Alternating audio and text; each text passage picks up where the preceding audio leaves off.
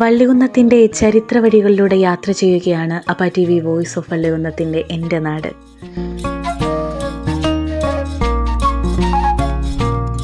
നാട്ടാരെ അവരുടെ വിശേഷങ്ങളെ കണ്ടെത്തുമ്പോൾ തലമുറകളായി ഇവിടെ നിലനിന്നു പോരുന്ന ചില ചരിത്രശേഷിപ്പുകളെ പരിചയപ്പെടേണ്ടേ, അല്ല ഓർമ്മപ്പെടുത്തേണ്ടേ? കേരള നവോത്ഥാനത്തെപ്പറ്റി മലയാളികൾക്ക് പരിചയപ്പെടുത്തി കൊടുക്കേണ്ട ആവശ്യമില്ല. നവോത്ഥാനത്തെപ്പറ്റി നമ്മൾ ഓർത്തിരിക്കുന്നത് ചരിത്ര നായകന്മാരുടെ പേരുകളിലൂടെയാണ്. ഒരു ജാതി, ഒരു മതം, ഒരു ദൈവ മനുഷ്യന് എന്ന് നമ്മെ പഠിപ്പിച്ച ശ്രീനാരായണ ഗുരുവിനെ ഇവിടെ പരിചയപ്പെടുത്തേണ്ട ആവശ്യമില്ല. യുക്തിപൂർവ്വം നവോത്ഥാനങ്ങൾക്ക് നേതൃത്വം കൊടുത്ത ചട്ടമ്പി സ്വാമികളെയും പരിചയപ്പെടുത്തേണ്ട കാര്യമില്ല. എന്തുകൊണ്ട് ഞാനിത് ഈ വീടിൻ്റെ മുന്നിൽ നിന്ന് പറയുന്നു എന്ന് വള്ളികുന്നത്തുകാരെയും പരിചയപ്പെടുത്തേണ്ട ആവശ്യമില്ല. നവോത്ഥാന നായകരുടെ സാമീപ്യത്താലും ധാരാളം കഥകളുടെ അകമ്പടിയാലും പരിചിതമായ ആറമ്പിൽ തറവാടിന് മുന്നിലാണ് ഞാൻ ഇന്ന് നിൽക്കുന്നത്. ഇന്നത്തെ എൻ്റെ നാട് ഈ വീടിൻ്റെ വിശേഷങ്ങൾക്കൊപ്പം.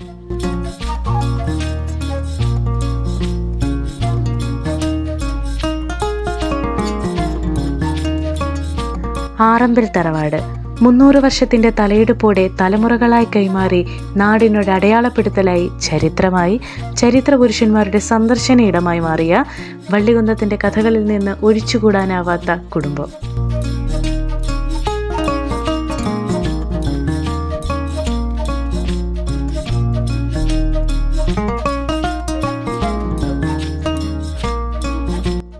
ചട്ടമ്പി സ്വാമികളും വള്ളികുന്നവും തമ്മിലുള്ള ബന്ധത്തെക്കുറിച്ച് പറയുമ്പോൾ കുറച്ച് ഓർമ്മകളാണ് എനിക്കുള്ളത്. ഈ ഓർമ്മകൾ എന്ന് പറയുമ്പോൾ എൻ്റെ അച്ഛൻ എന്നോട് പറഞ്ഞുള്ള ഓർമ്മകളാണ് എനിക്കുള്ളത്.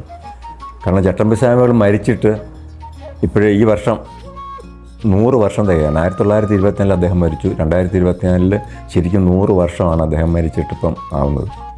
അപ്പം നമ്മുടെ ഈ തലമുറയ്ക്കൊന്നും അദ്ദേഹത്തെക്കുറിച്ച് യാതൊരു ഓർമ്മയുമില്ല. കഴിഞ്ഞതിൻ്റെ മുമ്പിലത്തെ തലമുറയാണ് അദ്ദേഹത്തിൻ്റെ കൂടെ ജീവിച്ചത്. അദ്ദേഹത്തോടൊപ്പം അദ്ദേഹത്തെ കണ്ടിട്ടുള്ള ഒരാളെന്നുള്ള നിലയിൽ ഞാൻ കേട്ടിട്ടുള്ളത് നമ്മുടെ പരമുള്ള സാർ എന്ന് പറയും, വള്ളികുന്നത്തെ പ്രധാനപ്പെട്ട ഒരാളായിരുന്നു. നമ്മുടെ പടയനോട്ടം സ്കൂളിൻ്റെ ഹെഡ് മാഷായിട്ടൊക്കെ ഇരുന്ന പരമുള്ള സാർ. അപ്പം അദ്ദേഹം പറഞ്ഞ കഥകൾ എൻ്റെ അച്ഛൻ കേട്ടതാണ് എന്നോട് പറഞ്ഞിട്ടുള്ളത്. ചട്ടമ്പി സ്വാമികളെ കുറിച്ച് പറയുമ്പോൾ പിന്നെ വള്ളികുന്നമായിട്ട് ബന്ധപ്പെട്ട് ഒത്തിരി കഥകളുണ്ട്. നമ്മുടെ അമൃത ഹൈസ്കൂൾ, ഇപ്പോഴത്തെ അമൃത ഹൈസ്കൂൾ വള്ളികുന്നം ഹൈസ്കൂൾ ആയിട്ട് തുടങ്ങുന്നതിന് മുമ്പും അതിനു മുമ്പ് സ്കൂൾ വരുന്നതിന് മുമ്പ് ഈ സ്കൂൾ നിന്ന പ്രദേശത്ത് അദ്ദേഹം എപ്പോഴും വരുമായിരുന്നു. ഈ ചട്ടമ്പി സ്വാമികൾ വള്ളികുന്നത്ത് വന്നത് വളരെ എന്ത് കാരണത്തിനാണ് വന്നെന്ന് പറഞ്ഞൂടാ, വന്ന് ആറമ്പിൽ കുടുംബത്തിൽ താമസിച്ചിട്ടുണ്ട് കുറച്ച് വർഷങ്ങൾ. പക്ഷെ അത് കൃത്യമായിട്ട് വിശദമായിട്ട് ഇങ്ങനെ രേഖപ്പെടുത്തി അധികം കണ്ടിട്ടില്ല. അദ്ദേഹം ഇവിടെ വന്ന് താമസിച്ച സമയം, അദ്ദേഹം വന്ന് താമസിച്ച ആ കാലത്ത് നടന്ന കുറേ സംഭവങ്ങളാണ് എനിക്ക് എൻ്റെ അച്ഛൻ പറഞ്ഞ ഓർമ്മയിൽ നിന്നും പറയാനുള്ളത്. ഈ വള്ളികുന്നത്ത് സ്കൂൾ നിൽക്കുന്ന, എൻ്റെ വീടിൻ്റെ മുമ്പിലുള്ള സ്കൂൾ നിൽക്കുന്ന ഈ സ്ഥലം ഈ അടുത്ത പ്രദേശത്തെ ഏറ്റവും ഉയർന്ന സ്ഥലമാണ്. ഒരു കുന്നൻ, അതാ വള്ളികുന്നത്തിൻ്റെ ഒരു കുന്നാണെന്ന് വേണമെങ്കിൽ പറയാം. അവിടെ അന്ന് കാട് കയറി കിടക്കുന്ന ഒരു സ്ഥലമാണിത്. ഈ സ്ഥലം കാട് കയറി കിടക്കുകയാണ്. അപ്പോൾ അദ്ദേഹം ഞാൻ പറഞ്ഞു കേട്ടുള്ളത് രാവിലെ ഈ പ്രഭാതകർമ്മങ്ങൾക്ക് വരുന്നൊരു സ്ഥലമായിരുന്നു ഇവിടെ. അത് കഴിഞ്ഞിട്ട് വയലിൽ പോയി അതിൻ്റെ എല്ലാം വൃത്തിയായി കുളിച്ച് വയലിലെ ഒരു തോട്ടിലെ വെള്ളത്തിലൊക്കെ കുളിച്ച് അദ്ദേഹം തിരിച്ചു കയറി പോകുമായിരുന്നെന്നാണ് അറിയുന്നത്. അപ്പോൾ വള്ളികുന്നത്ത് വന്ന് ഇദ്ദേഹം ഇവിടെ ഈ രാവിലത്തെ മലവിസർജനമൊക്കെ ഇവിടെ ഈ കാട്ടിനകത്ത് നടത്തിയിട്ട് തിരിച്ചു പോകുമ്പോൾ കാണുന്നവരടുത്ത് പറയും, ഇത് വളരെ ഐശ്വര്യമുള്ളൊരു സ്ഥലമാണ്, ഇവിടെ വലിയ സ്ഥാപനം വരും, ഭാവിയിൽ വലിയ സ്ഥാപനം വരും എന്ന് അദ്ദേഹം പ്രവചിക്കുമായിരുന്നു. അദ്ദേഹം പറഞ്ഞ പോലെ തന്നെ ഇപ്പോൾ ഒരു വലിയ സ്കൂൾ, ഹയർ സെക്കൻഡറി സ്കൂളിലൂടെ വന്നു കഴിഞ്ഞ് ഇപ്പോൾ അത് വീണ്ടും അമൃത ഏറ്റെടുത്തതിന് ശേഷം വളരെ കൂടുതൽ സ്ഥാപനങ്ങൾ വരാൻ പോവുകയാണ് അവിടെ. ഇതാണ് അദ്ദേഹത്തെ ഈ വള്ളികുന്നത്തെക്കുറിച്ച് ആദ്യം ഞാൻ പറഞ്ഞു കേട്ടൊരു സംഭവം. അദ്ദേഹം ഈ ആറമ്പിൽ താമസിക്കുമ്പോൾ ശ്രീനാരായണ ഗുരുദേവൻ ഈ സ്ഥലം സന്ദർശിച്ചു. അത് SNDP സ്ഥാപിച്ച സമയത്ത് അതിനുവേണ്ടിയുള്ള ഫണ്ട് സ്വരൂപിക്കുന്ന കാര്യത്തിൽ പലയിടത്തും ഇങ്ങനെ പിരിവിനായിട്ട് കൂട്ടുകാരെയൊക്കെ നടക്കുന്ന സമയത്താണ് ആറമ്പിൽ കുടുംബത്തിൽ വരുന്നത്. ആറമ്പിൽ കുടുംബം അവർ ഉണ്ണിത്താന്മാരാണല്ലോ. അപ്പോൾ ഈ മറ്റ് ജാതിക്കാരെയൊന്നും താഴ്ന്ന ജാതിക്കാരെയൊന്നും വീടിനകത്തോ ഒന്നും അന്ന് കയറ്റുന്ന ഒരു കാലമല്ല, ജാതി വ്യവസ്ഥ നിലനിൽക്കുന്ന ഒരു കാലമാണ്. അപ്പം ചട്ടമ്പി സ്വാമികൾ നായർ വിഭാഗത്തിൽപ്പെട്ടതായതുകൊണ്ടാണ് അദ്ദേഹത്തിന് അവിടെ താമസിക്കാനുള്ള അവസരം കൊടുത്തത്. അപ്പോൾ ചട്ടമ്പി സ്വാമികൾക്കൊരു സംശയം, ഈ ശ്രീനാരായണ ഗുരുദേവൻ ഈഴവനായതുകൊണ്ട് വീട്ടിനകത്ത് കയറ്റിയിരുത്തുമോ സംസാരിക്കുമോ എന്നൊക്കെ ഒരു ഭയമുണ്ട്. പക്ഷേ ഉണ്ണിത്താനോട് അത് ചോദിച്ചില്ല. എന്നിട്ട് അവിടുത്തെ അന്ന് ജീവിച്ചിരുന്ന ആ ഗ്രഹനാഥനായ ഉണ്ണിത്താനോട് പറഞ്ഞു, ഇന്നൊരാൾ വരും, അദ്ദേഹത്തിന് ഇരിക്കാൻ ഒരു സ്ഥലം ഉണ്ടാക്കണമെന്ന് പറഞ്ഞിട്ട് വലിയൊരു പന്തലും ഒരു പീഠവും ആ വീടിനോട് ചേർന്ന് വീടിൻ്റെ മുറ്റത്തുണ്ടാക്കി. അദ്ദേഹം ഉടനെ തന്നെ ഈ കമുകൊക്കെ വെട്ടി ഒരു വലിയ പീഠം ഉണ്ടാക്കി ഒരു പന്തലുമൊക്കെ ഇട്ട്, ഞങ്ങൾക്ക് രണ്ട് പേർക്ക് സംസാരിക്കാൻ വേണ്ടിയാണ്, ഒരു അതിഥി ഇന്ന് വരും, അദ്ദേഹത്തെ അവിടെ ഇരുത്തണമെന്ന് പറഞ്ഞു. അദ്ദേഹം വളരെ മനോഹരമായിട്ടൊരു കസേരയും ഒക്കെ ഉണ്ടാക്കി അവിടെ ഇട്ടു. കുറേ നേരം കഴിഞ്ഞപ്പോഴത്തേക്ക് ശ്രീനാരായണ ഗുരുവും വേറെ 3-4 പേരുമായിട്ട് ഇദ്ദേഹത്തെ കാണാൻ വേണ്ടി അവിടെ വരുവാണ്. ഇവർ തമ്മിലുള്ള ബന്ധം ഒരു ഗുരുശിഷ്യ ബന്ധമാണോ അതോ സുഹൃത്തുക്കൾ സൗഹൃദമാണോ എന്നുള്ള കാര്യം ഇന്നും സംശയമാണ്. ചട്ടമ്പിസ്വാമികളെ ഗുരുവായിട്ട് അംഗീകരിച്ച ആളാണ് ശ്രീനാരായണ ഗുരു എന്നും പറയുന്നുണ്ട്. പക്ഷേ അതിനപ്പുറം അവർ തമ്മിൽ വളരെ തുല്യതയുള്ളൊരു ബന്ധം കൂടിയായിരുന്നു എന്നാണ് എനിക്ക് തോന്നുന്നത്. അപ്പോൾ ഗുരുദേവൻ വന്നിങ്ങനെ വീട്ടിലോട്ട് കയറാൻ തുടങ്ങുമ്പോൾ ശരിക്കും വീട്ടിലോട്ട് വന്ന് കയറാൻ തുടങ്ങുകയാണ്. അന്നേരം പുള്ളി പറഞ്ഞു, നാട്ടാചാരം, വെച്ചാൽ നാരായണ, ഈ നാരായണ ഗുരുവിൻ്റെ നാണെന്നാണ് വിളിക്കുന്നത്, ഇളയതായതുകൊണ്ട് നാട്ടാചാരം എന്ന് പറഞ്ഞു. അതായത് നാട്ടാചാരമാണ്, ഇങ്ങോട്ട് കയറുന്നത് ചിലപ്പോൾ അവർക്ക് ഇഷ്ടപ്പെടത്തില്ലയോ എന്നുള്ള അർത്ഥത്തിലാണ് അദ്ദേഹം ഒരു വാണിംഗ് കൊടുത്തത്, നാട്ടാചാരം. ഇത് കണ്ടപ്പോൾ ഉണ്ണിത്താനെ മനസ്സിലായി ഇദ്ദേഹം പറഞ്ഞത് എന്താണെന്നുള്ള കാര്യം. അദ്ദേഹത്തിന് അന്തം വിട്ടുപോയി. കാരണം അദ്ദേഹത്തിന് അങ്ങനെ ചിന്ത, വിശേഷിച്ച് ഈ വലിയ ശ്രീനാരായണ ഗുരുവിനെ പോലെ വലിയൊരു മനുഷ്യൻ വരുമ്പോഴങ്ങനെ ജാതിമതവും ചിന്തയൊന്നും അദ്ദേഹത്തിന് തോന്നിയില്ല. അദ്ദേഹം സ്വാമികളെ ഒന്നുമില്ലാം പറഞ്ഞുകൊണ്ട് ഈ സ്വാമിയെ വീടിനകത്തോട്ട് വിളിച്ച് കയറ്റുകയാണ്. മനസ്സിലായോ? അപ്പം അവിടെ ഈഴവനാണെന്നുള്ള വ്യക്തത മാറ്റി കെട്ടൊന്നും ചെയ്തില്ല. അദ്ദേഹത്തെ വീടിനകത്തോട്ട് വിളിച്ചിരുത്തി. എങ്കിലും വീടിനകത്ത് കയറിയതിന് ശേഷം മറ്റേ ഒരിക്കൽ സ്ഥലത്ത് തന്നെ ഇരുന്നാണ് അവർ സംസാരിച്ചെന്ന് കേട്ടു. അപ്പം ശ്രീനാരായണ ഗുരുദേവനോട് അദ്ദേഹം ചോദിക്കുന്നുണ്ടെന്നാണ് കേട്ടത്, നീ ഇപ്പം പാർവത്യാരുടെ പണിയാണ് ചെയ്യുന്നതില്ലേ? പാർവത്യാരെന്ന് പറഞ്ഞാൽ പ്രവൃത്തിയാർ, നമ്മുടെ വില്ലേജ് ഓഫീസർ പഴയ, അതായത് കാശിപിരിവ്, കരംപിരിവ്, അതായത് പിരിവിന് നടക്കുകയാണെന്നുള്ളത് ഒരു ഹാസ്യ ഭാഷയിൽ SNDPക്ക് വേണ്ടി കാശി പിരിക്കാൻ നടക്കുകയാണല്ലോ. നീ ഇപ്പോൾ പാർവത്യാരുടെ പണിയാണ് ചെയ്യുന്നതില്ലേ എന്ന് പറഞ്ഞ് കളിയാക്കിയെന്നാണ് പറയുന്നത്. അപ്പം കാര്യങ്ങളൊക്കെ നടക്കണം. ഈ ശ്രീനാരായണ ഗുരുദേവൻ ഒരു സന്യാസിയാണെങ്കിൽ പോലും അതിനൊപ്പം ഈ സമൂഹത്തെ മുഴുവൻ മുന്നിൽ കണ്ട ആളാണ്. അല്ലെങ്കിൽ ഒരു സന്യാസി ഇങ്ങനെ കാശി പിരിവിന് പോകേണ്ട കാര്യമൊന്നുമില്ലല്ലോ. അതുകൊണ്ടാണ് നമ്മുടെ കേരളത്തിൻ്റെ ഇന്നത്തെ സാമൂഹ്യ വ്യവസ്ഥയിൽ വലിയ വ്യത്യാസം ഉണ്ടാക്കിയ ഒരു സംഭവമാണ് ശ്രീനാരായണ ഗുരുവിൻ്റെ പ്രവർത്തനങ്ങൾ എന്ന് പറയുന്നത്. അപ്പോൾ അങ്ങനൊരു സംഭവം ഞാൻ പറഞ്ഞു കേട്ടിട്ടുണ്ട്, ഇവർ തമ്മിലുള്ള ഇൻറ്ററാക്ഷനെക്കുറിച്ച്.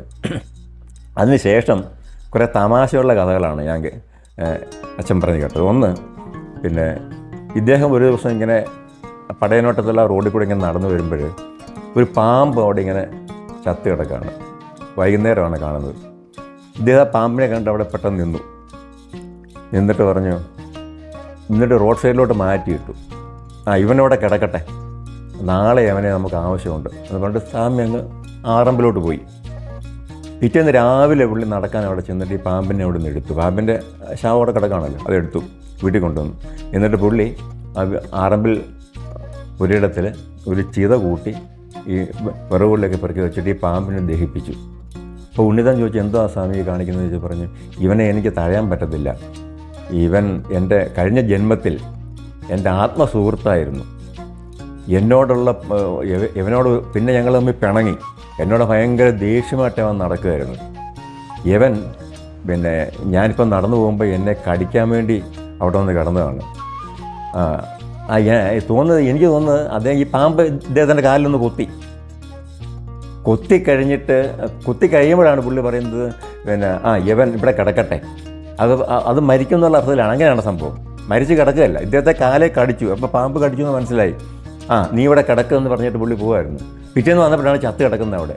അപ്പോൾ ഇദ്ദേഹത്തെ പാമ്പ് കടിച്ചതും ഇദ്ദേഹത്തിനെ വിഷമേറ്റില്ല. അദ്ദേഹം എന്തൊക്കെ മരുന്നുകളെ കഴിക്കുന്നുണ്ടായിരുന്നു. പിറ്റേന്ന് വന്നപ്പോൾ പാമ്പ് കൊണ്ട് ചത്ത് കിടന്നു. അതിനെ കൊണ്ട് ദഹിപ്പിക്കാൻ എൻ്റെ കൂട്ടുകാരനായിരുന്നു കഴിഞ്ഞ ജന്മത്തിൽ. എനിക്കവനെ മറക്കാൻ പറ്റില്ല, അവന് ഈ അന്ത്യകർമ്മങ്ങൾ ചെയ്യേണ്ട കടമ എനിക്കുണ്ട് എന്ന് പറഞ്ഞിട്ട് പാമ്പിനെ കൊണ്ട് ദഹിപ്പിച്ചിട്ട് പുള്ളി കർമ്മങ്ങളൊക്കെ ചെയ്ത് ബലിയൊക്കെ ഇട്ട് അവനെ യാത്രയാക്കിയെന്നാണ് പറയുന്നത്. നമുക്കൊക്കെ കേൾക്കുമ്പോൾ അവിശ്വസനീയമായിട്ട് തോന്നാം.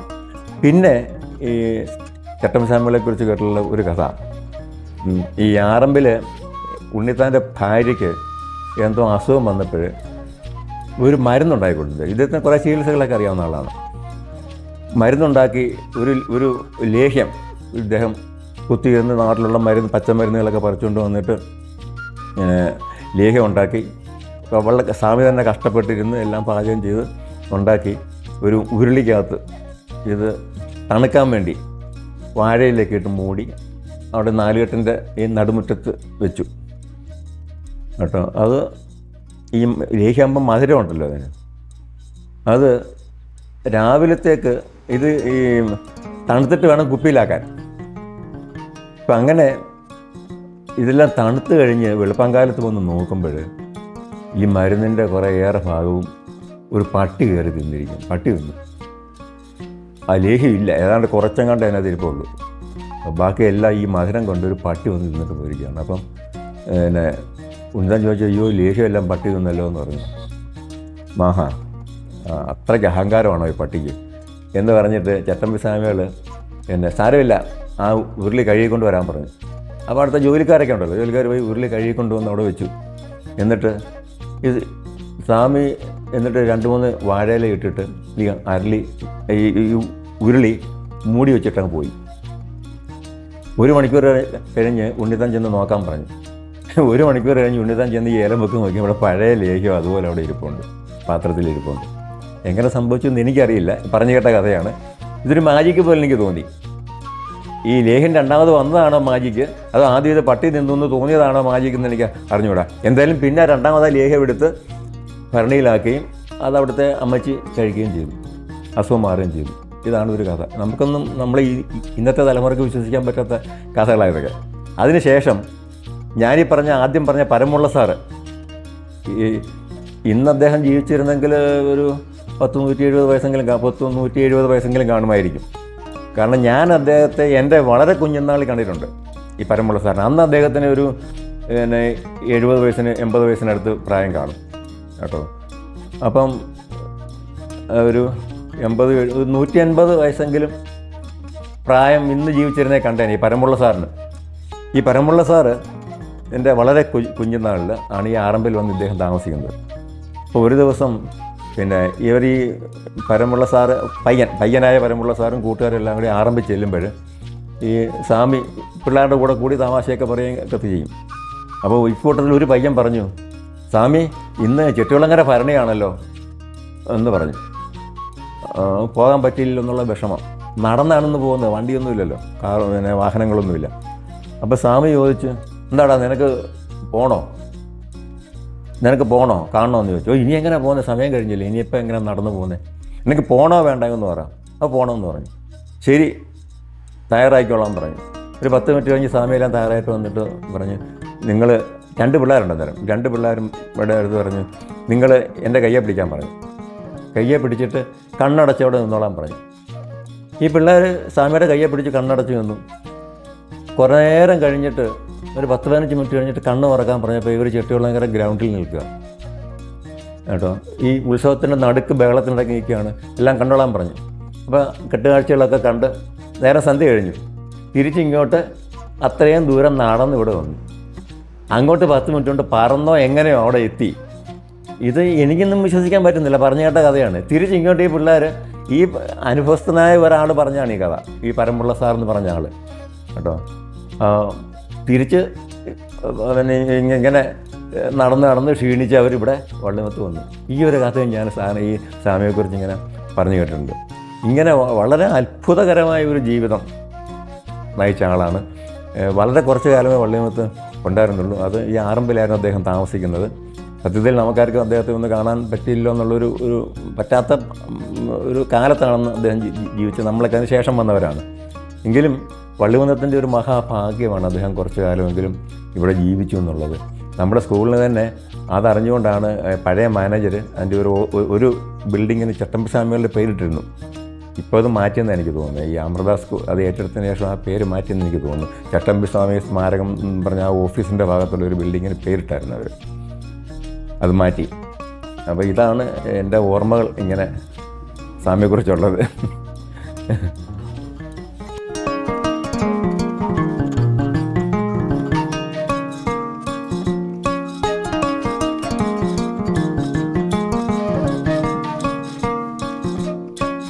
ഐതിഹ്യങ്ങളിലും നാട്ടുകഥകളിലും അന്നും ഇന്നും ഒഴുകി നടക്കുന്ന ഒരു ചരിത്രശേഷിപ്പ്.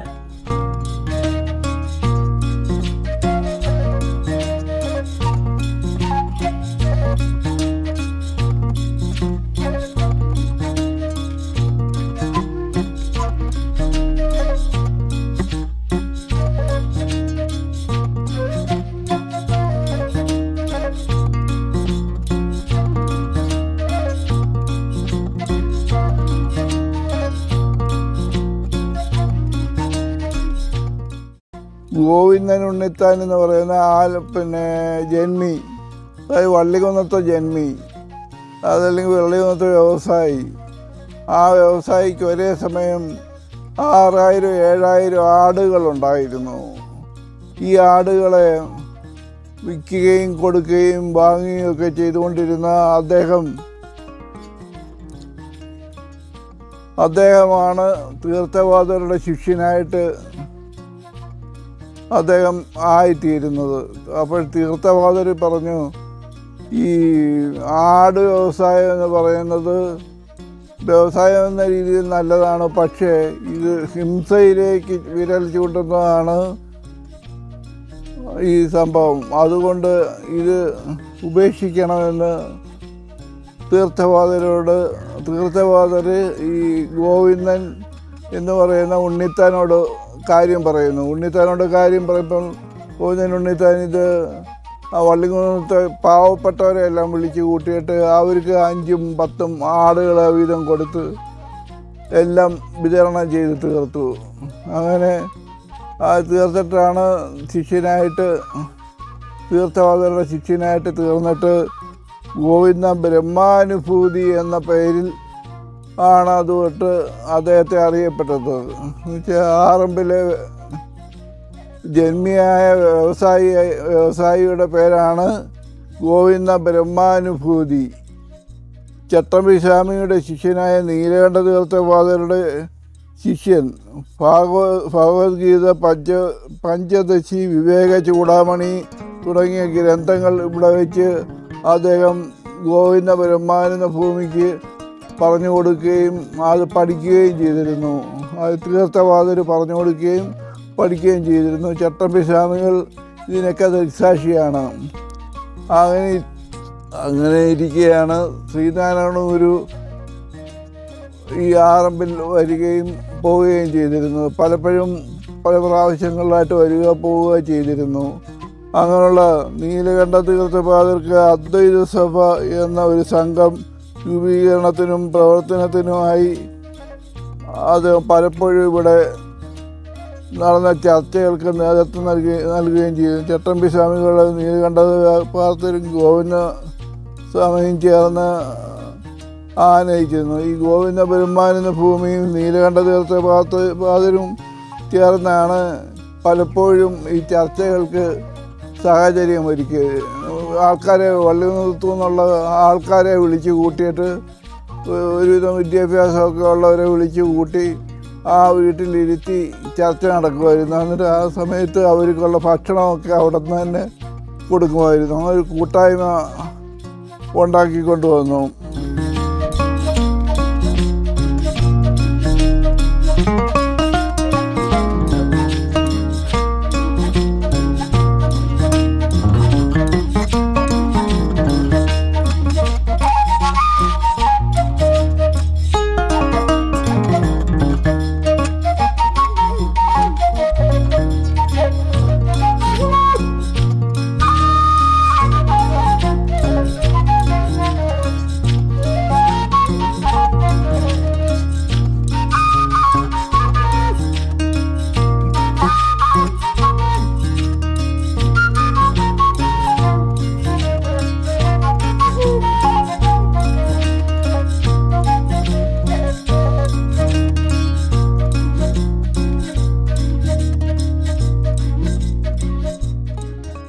നമസ്കാരം.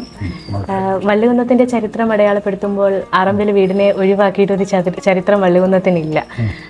ഒരു ബാക്കി ശേഷിപ്പ് പോലെ, ഒരുപാട് കഥകളുടെയും ഐതിഹ്യത്തിൻ്റെയും ചരിത്രത്തിൻ്റെയൊക്കെ ഒരു ബാക്കി ശേഷിപ്പ് പോലെ പഴയ പ്രൗഢിയോടുകൂടി തന്നെ ഇവിടെ നിലനിൽക്കുന്ന ഒരു വീടാണ് ആറമ്പിൽ തറവാട്. അത് വള്ളികുന്നത്തുകാരെ സംബന്ധിച്ച് ഒരു പരിചയപ്പെടുത്തലിൻ്റെയോ ഒരു വിശേഷണത്തിൻ്റെയോ ഒന്നും തന്നെ ആവശ്യമില്ല. അവരുടെയൊക്കെ വളർച്ചയോടൊപ്പം കേട്ട് വരുന്നൊരു വീടാണ്.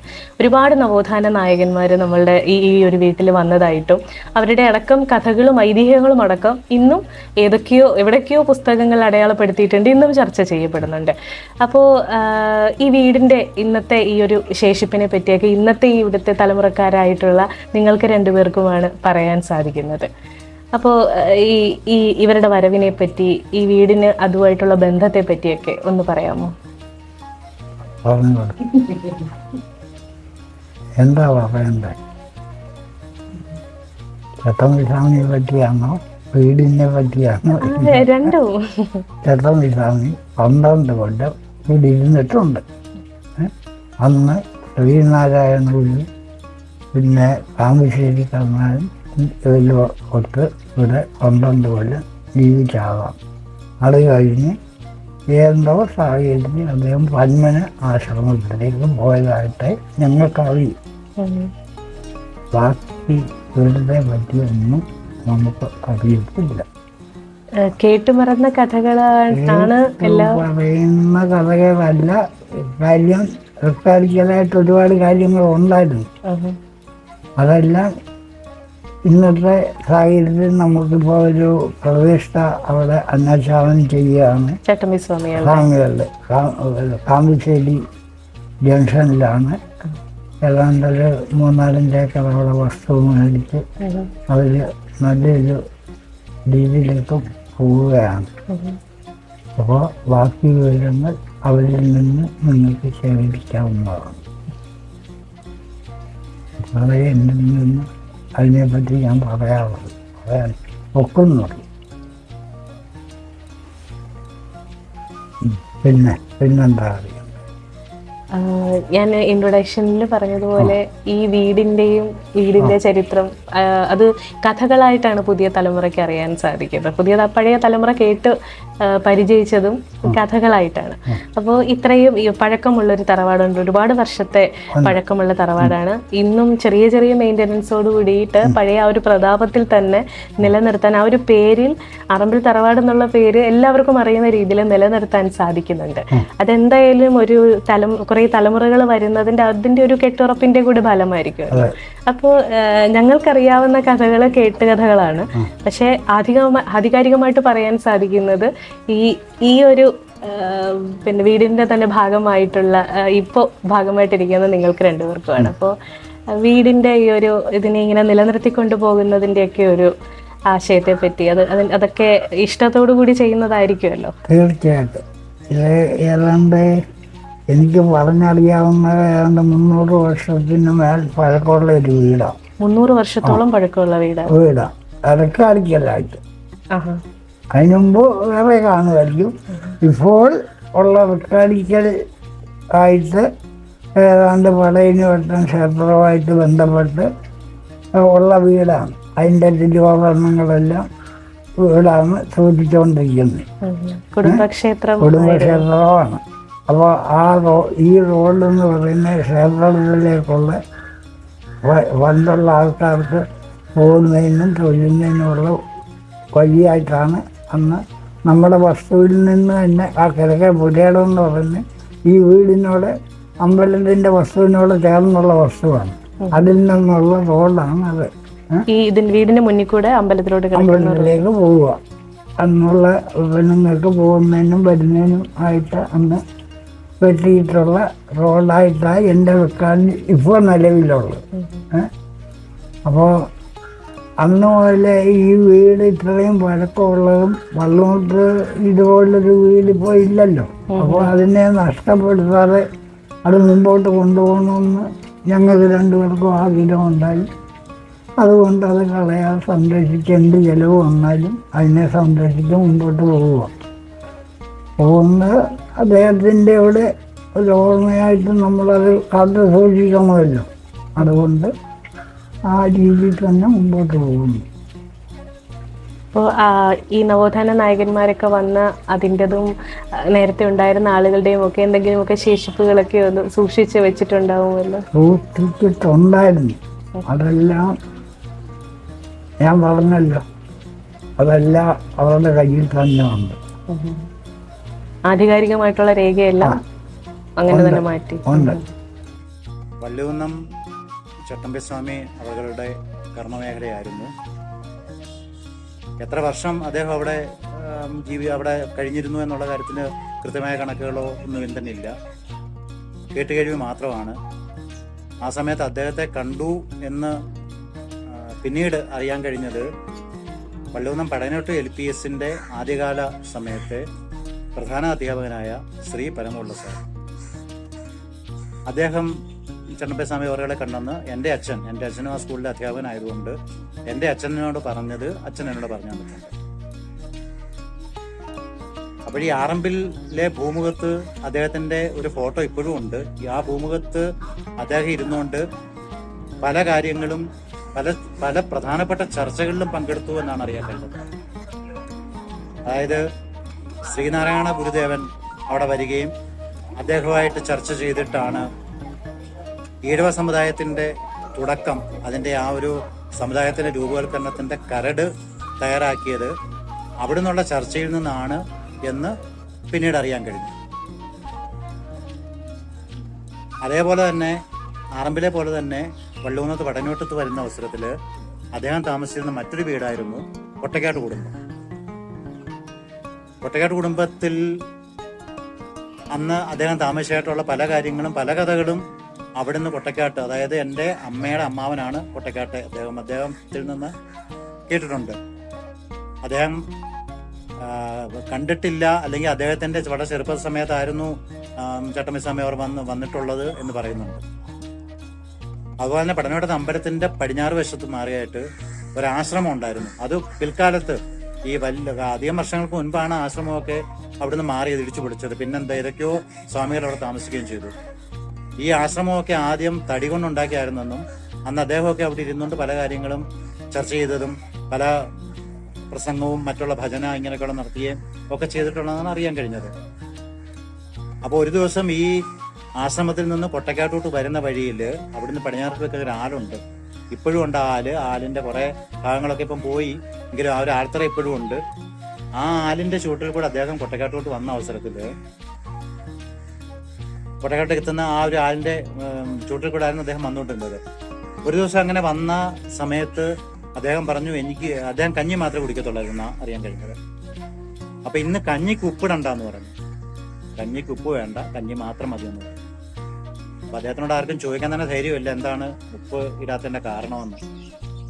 പക്ഷേ പിന്നെ ആരോ ചോദിച്ചവൻ പറഞ്ഞു, അത് ഞാൻ വന്ന സമയത്ത് ആൽത്തറയുടെ അടുത്തുനിന്ന്, ആലിന്റെ അടുത്തുനിന്ന്, ആൽത്തറയില്ല, 4 മാത്രമേ ഉള്ളൂ, ആലിന്റെ അടുത്തുനിന്ന് ഒരു പാമ്പ് എന്നെ കടിച്ചു. കഷ്ടമാണ് അതിന്റെ കാര്യം. ആ പാമ്പ് ഇപ്പോഴവിടെ ഒരു ചില്ലയിൽ, താഴത്തെ ചില്ലയിൽ വാല് ചുറ്റി തല താഴെയായിട്ട് കിടക്കുന്നുണ്ട്. എപ്പം വരെ അതവിടെ കിടക്കുന്നു അതുവരെ വിഷം എൻ്റെ ശരീരത്തിലേക്ക് കയറത്തില്ല. പിന്നെ രാത്രിയിൽ അവിടുത്തെ അമ്മാവനും അദ്ദേഹത്തിൻ്റെ അച്ഛനും എല്ലാവരും കൂടി ചൂട്ട് കത്തിച്ച് ആ ആലിൻ്റെ അടുത്ത് പോവുകയും അവിടെ നിന്ന് കാണുകയും ചെയ്തു ആ പാമ്പ് അവിടെ കിടക്കുന്നത്. 2 ദിവസം കഴിഞ്ഞ് പിറ്റേന്ന് ആ പാമ്പ് അവിടെ തന്നെ കിടന്ന് മരിക്കുകയും ചെയ്തു. അപ്പം ഇങ്ങനെയൊക്കെയുള്ള കഥകൾ, ഇതൊക്കെ ഈ പറഞ്ഞതെന്ന് പറഞ്ഞാൽ യാതൊരുവിധമായ രേഖകളുടെ അധിഷ്ഠിതമായിട്ടല്ല ഞാൻ പറയുന്നത്. കേട്ട കഥകൾ മാത്രം, എൻ്റെ അച്ഛൻ അമ്മ ഇവരിൽ നിന്ന് കേട്ട കഥകൾ മാത്രം. എന്തുവായാലും നല്ലൊരു സമയത്ത് അദ്ദേഹം വള്ളുകുന്നത്ത്, അദ്ദേഹത്തിൻ്റെ കർമ്മമേലയായിരുന്നു വള്ളുകുന്നതെന്ന് അറിയാൻ കഴിയുന്ന ഇപ്പോഴത്തെ പിൻതലമുറ അത് അറിയാൻ കഴിഞ്ഞത് തന്നെ ഏറ്റവും വലിയൊരു കാര്യമായിട്ട് കണക്കാക്കാം. അദ്ദേഹത്തെ പോലുള്ള മഹത് വ്യക്തികളുടെ സാന്നിധ്യം, അവരുടെ പാദസ്പർശം വള്ളുകുന്നത്തെ മണ്ണിനെ വളരെയധികം, ആ മണ്ണിനെ നല്ല രീതിയിൽ ശുദ്ധമാക്കുകയും പവിത്രമാക്കുകയും ചെയ്തു.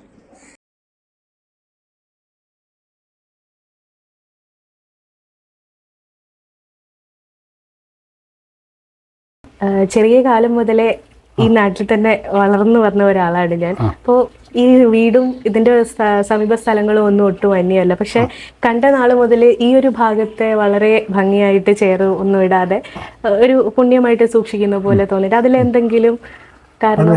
എൻ്റെ അറിവിൽ അദ്ദേഹം ഇവിടെ ആയിരുന്നു ഇരിക്കുകയും കാര്യങ്ങളും ഒക്കെ. അപ്പോൾ അത് നമ്മൾ അന്വേഷിച്ചപ്പോൾ ഈ ഭാഗത്ത് ആരും ഇരിക്കുകയും ഒന്നും വേണ്ട, അതങ്ങനെ തന്നെ സൂക്ഷിക്കണം എന്നൊരു നിർദ്ദേശം വന്നതിന് അടിസ്ഥാനത്തിൽ വർഷങ്ങൾ കൊണ്ട് ഞാനവിടെ ചേരലോ ആൾക്കാരെ ഇരുന്നോ ചെയ്യാറില്ല. ഒരു പുണ്യസ്മാരകം പോലെ അത് അങ്ങനെ തന്നെ സൂക്ഷിച്ചു വെച്ചിരിക്കുകയാണ്. അതുകൊണ്ടാണ് ഒരു ചെയർ പോലും ഇടാതെ വർഷങ്ങളായിട്ട് ഈ സ്ഥലം ഇതേപോലെയാണ് ഈ വീട്ടിലെ നമുക്കൊരു നിർദ്ദേശം കിട്ടിയതനുസരിച്ച് ഒരു അനുഭവങ്ങൾ കൊണ്ട് നിർദ്ദേശം വന്നു. അതോടുകൂടി ഞാൻ പിന്നെ ആ ചെയറെല്ലാം മാറ്റി മാറ്റി പിന്നെ ഇന്ന് വരെ അവിടെ ചേർന്നിട്ട് ആൾക്കാരെ ഇരുത്താറ്. ഇരുത്താറില്ല. നമുക്കൊരു സ്മാരകം പോലെ അത് കാത്തു സൂക്ഷിച്ചു വരികയാണ്. വർഷങ്ങളായിട്ട് ഈ സ്ഥലം അങ്ങനെ തന്നെയാണ് സൂക്ഷിക്കപ്പെടുന്നത്. അത് ഇന്നലെ അല്ല, ഒരുപാട് വർഷമായി. അത് നമ്മൾ കാണുന്ന കാലം മുതലേ ഒരു മുന്നോട്ടുള്ളൊരു പൂമുഖം പോലെ ആണെങ്കിൽ പോലും അവിടെ ആർക്കും ഒരു പ്രത്യേകതയുള്ള സ്ഥലം പോലെയാണ് കാണുന്നത്. വിളക്ക് കത്തിക്കുക, കയറി വിളക്ക് കത്തിക്കുക എന്നുള്ളതല്ലാതെ ആരെയും അകത്തോട്ട് കയറി അങ്ങനെ പോവാതെ സൂക്ഷിച്ചു വെക്കുകയാണ്.